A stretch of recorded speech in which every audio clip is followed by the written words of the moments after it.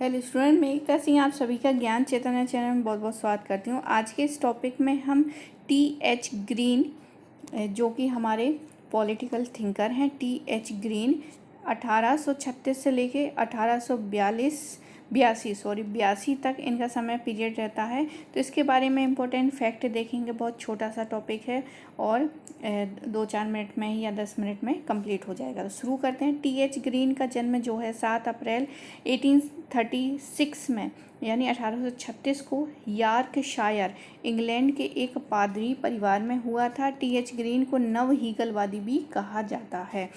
Green मूल रूप से उदारवादी है, परंतु ग्रीन पर आदर्शवादी का प्रभाव भी है।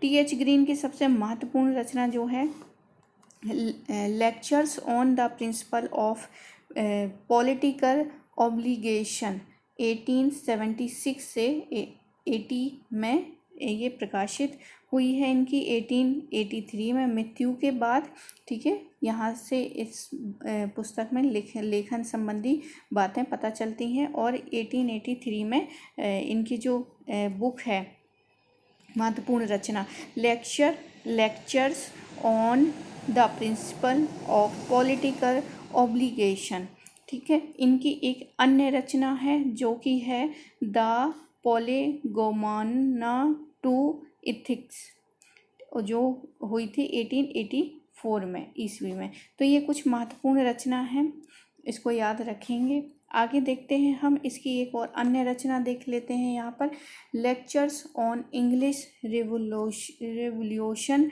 एंड लिबरल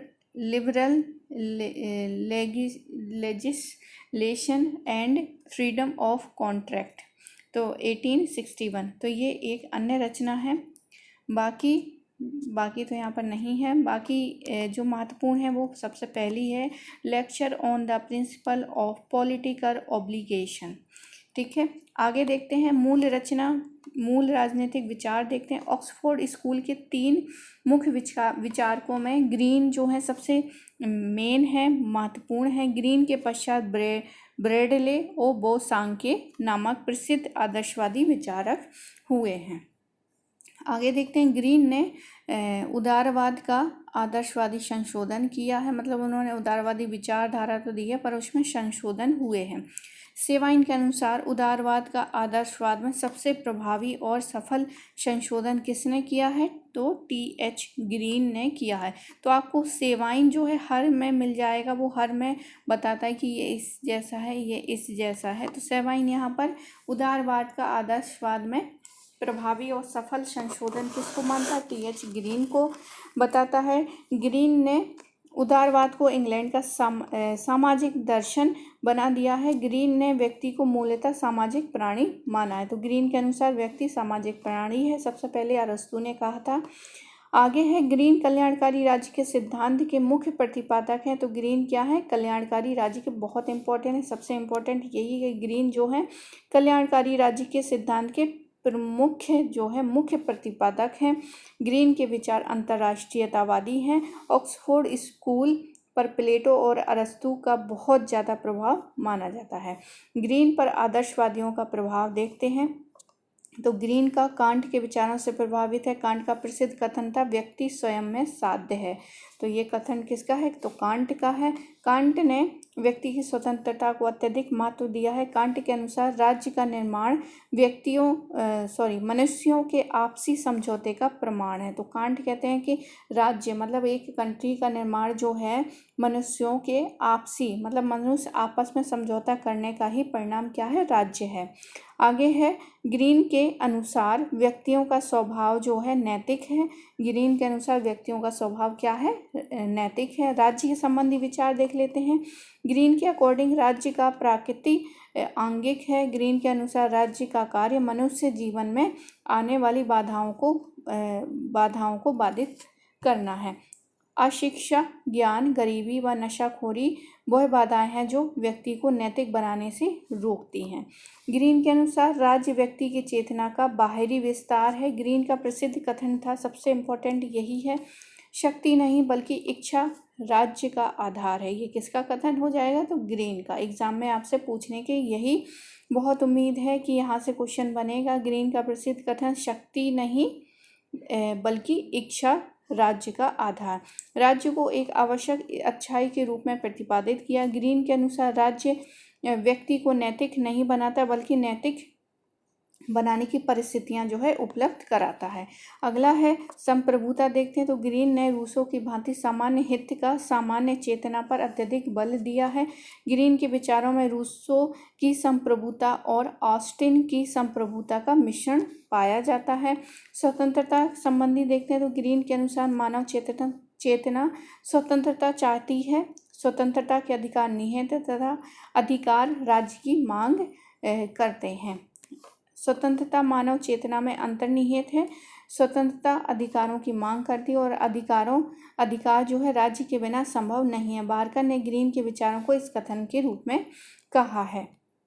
आगे ग्रीन ने स्वतंत्रता को परिभाषित करते हुए कहा है कि करने योग्य एवं भोगने योग्य कार्य तथा साझे रूप में किए जा सकने वाले कार्यों को करना ही क्या है, स्वतंत्रता है। ग्रीन की स्वतंत्रता की संकल्पना जो है सकारात्मक स्वतंत्रता की संकल्पना है। आगे अधिकार की बात करें तो ग्रीन के अनुसार अधिकार व्यक्ति के नैतिक दावे हैं जो समाज के द्वारा स्वीकृत हो। तीसरा है जिसकी रक्षा राज्य द्वारा की जाए। आगे है ग्रीन ने प्राकृतिक अधिकार शब्द का प्रयोग किया परंतु यह लॉक के अर्थ में प्राकृतिक अधिकार बिल्कुल भी नहीं है। ग्रीन ने लॉक के प्राकृतिक अधिकारों की मान्यता में परिवर्तित कर दिया। ग्रीन के अनुसार अधिकार प्राकृतिक इसलिए हैं ना कि व्यक्ति के नैतिक विकास के लिए आवश्यक हैं, ना कि इसलिए प्राकृतिक हैं कि वे राज्य स्थापना से पहले प्राकृतिक अवस्था में थे। अगला देखते हैं ग्रीन के अनुसार अधिकार सुनिश्चित नहीं होते, मतलब अधिकार जो है सुनिश्चित नहीं होते अपितु मानव नैतिकता के विकास के साथ परिवर्तित होते रहते हैं। आगे है ग्रीन के अनुसार अधिकार वे सामाजिक परिस्थितियां हैं, मतलब जो राइट्स हैं वे सामाजिक परिस्थितियां हैं जो व्यक्ति को नैतिक बनाने में सहायक है। नैतिक कैसे बनेगा, व्यक्ति के वे सामाजिक परिस्थितियां हैं जिसके कारण व्यक्ति क्या बन जाता है, नैतिक बन जाता है। ग्रीन के अधिकार राज्य और समाज दोनों से प्राप्त होते हैं और जो राज्य और समाज के विरुद्ध नहीं है। अब उनका अंतर्राष्ट्रीयवादी देखते हैं विचार तो ग्रीन ने हीगल के राष्ट्रवादी विचारों को अस्वीकृत कर दिया था।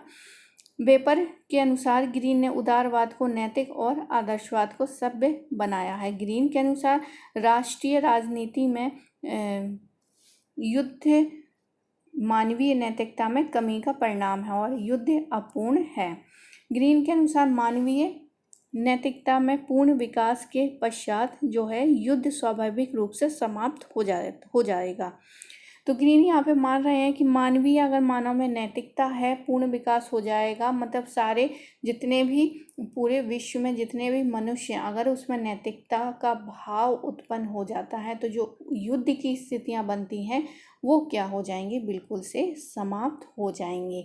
तो आई होप आपको TH ग्रीन आपको समझ में आया होगा। थोड़ा सा भी आप इसको थोड़ा सा ध्यान देंगे, एक दो चीज़ें हैं जो कथन जैसे मैंने यहाँ पर बताया कि ये इम्पोर्टेंट है, अगर उसको भी कर ले जाएंगे तो आपका TGT सिविक्स का पेपर यूँ ही आपका सॉल्व हो जाएगा। तो मिलते हैं एक और वीडियो में, जब तक के लिए आप सभी का बहुत बहुत धन्यवाद।